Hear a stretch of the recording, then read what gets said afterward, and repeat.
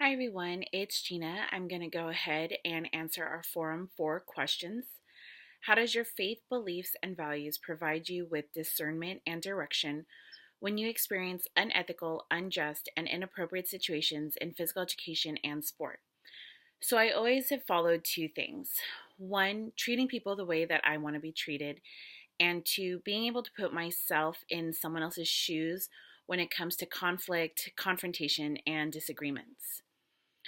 Provide an example of such an experience and how your faith, beliefs, and values directed you in your response. So, I've coached for 9 years, and the last 3 years I have coached with a longtime friend. And this person went from a school that could barely get a team going and very low academic scores to a school that needed 4 levels for coaching and also a very high academic school.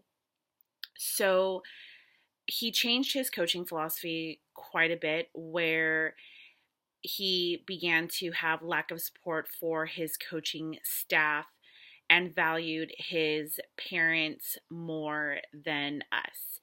And so it came to the fact of, with my first step, treating people the way that I want to be treated, I wanted to talk to him and voice my concerns and see how he reacted to that. And I wanted to do it in a very civil way. So I wanted to talk to him on a one-to-one basis and kind of just get the feel out of what I was feeling and my concern about how he was treating his coaching staff. And he thought of it as more of I was attacking him. And so I had to move on to step 2 as far as putting myself in his position and seeing if, if that's how I would feel if someone approached me in that way. When it came to me putting myself in his shoes, it was that I kind of felt like he just wasn't listening. And so he again valued his parents more and their concerns. And so it made me think if this is where I wanted to be and if I was happy being there. And one of the things that I always told myself is that God was going to lead me in a path that would give him the most glory. But at the same time, I also felt that he would lead me in a direction that not only would give him the most glory, but would also give me happiness in doing what he wanted me to do.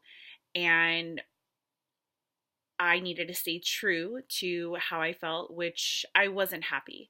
So I separated myself from the negative environment, which just so happened to be coaching, and surrounding myself in a positive environment, which went more of my focus to teaching.